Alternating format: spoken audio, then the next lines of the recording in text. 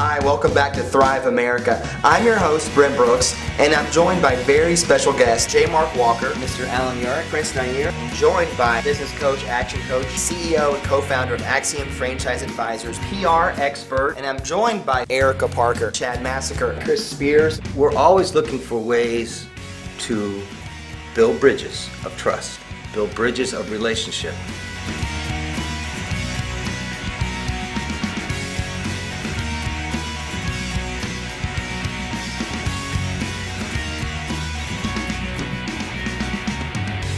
You're about to meet inventor Dave Savage. Dave is also the president of the Inventors Association of Georgia.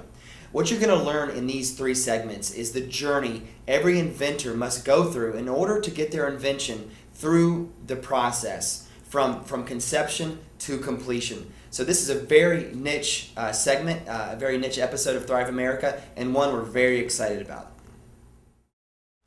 Hi, welcome back to the set of Thrive America. I'm your host, Brent Brooks, and we're here on the set at Blank Stage Theater. And I'm joined by probably one of the most interesting guests we've had so far, Dave Savage. Dave is the president of the Inventors Association of Georgia. Dave, first off, thanks for coming on to Thrive America. You're welcome. We're all about making a difference in the world like you are. Dave, first, tell me a little bit about the Inventors Association of Georgia. There are member-led inventors groups all around the country, and we are the only one in Georgia. We've been around for 30 years, and we're here to motivate, inspire, educate, and give people a sense of reality about their journey ahead.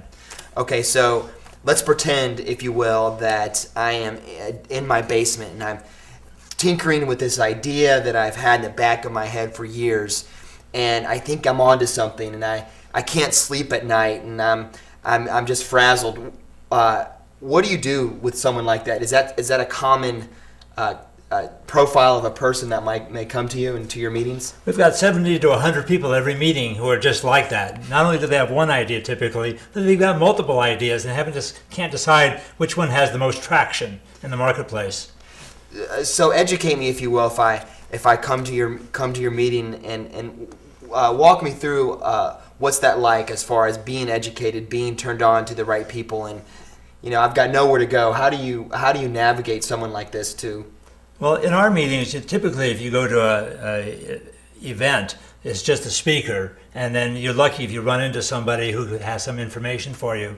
We take a very interesting view that the audience even has more information for you than the speaker does. So people are often coming for an hour, hour and a half before the meeting and staying for an hour or so even after the meeting to interconnect with everybody else. Not only do people have their own careers in the audience, but they have had experience with their own inventions. And so we encourage them to open the conversation by inviting people into their conversation and walking into other people's conversations. But we have a speaker every month on some relation to the journey, whether it be angel investors or patenting or building a prototype. So you need to learn a lot, whether you're looking to have other people do things for you or do them yourself. You have to learn the language of the questions you need to ask and learn how to phrase things so you're not divulging too much information, but able to enroll other people to support you with their resources. Yeah, I would imagine if I'm at home and I've come up with the next big thing,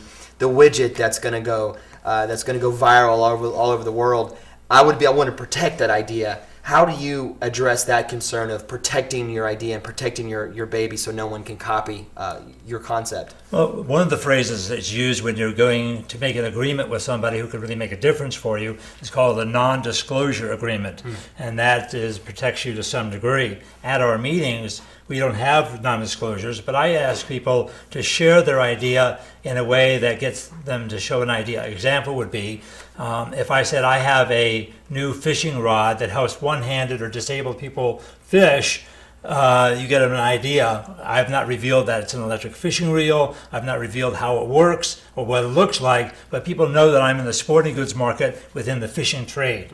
If I said I have a new racing transmission for drag racers, I haven't said what it looks like, how it works, how it's different, but people now know the segment I'm in and may say, oh, my brother works for Napa, or I know somebody who is in that field as well who might be a good resource for you.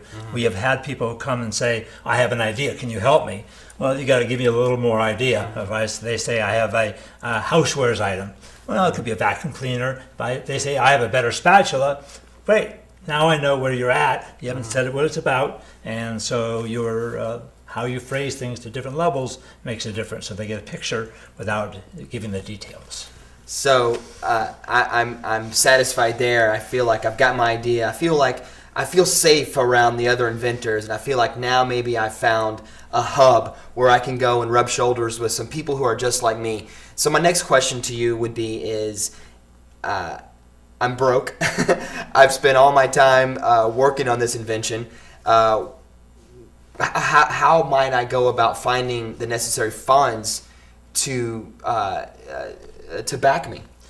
The angel investors that have come and spoke to us say the invention is almost secondary. If you're looking to create a business around your idea, then it's you and your team. What credentials do you and your team have that gives them confidence that they're going to make a 5 times return in 3 years? So you have to do enough market research and give them enough data to say there are 300,000 of these currently being sold at this price range and this profit margin in the market. I imagine with my product, we can reach 1 million people, and you have to give them statistics, which will give them confidence that there's some money to be had. Typically, the inventor personality is not somebody who's very good at running a business, nor do they really want to run a business. Some people realize that earlier on, and some people say, well, I want to license it because I'm not a business person. There are people who say, well, I'm really the tinkerer, I'm going to hire somebody to be the manager. And so anybody who's going to give you money has to look at the total team, not only what your experience is, but the data that supports the projected sales and your ability to convince them that you have the skill sets and the ability to raise money from others to move this project ahead.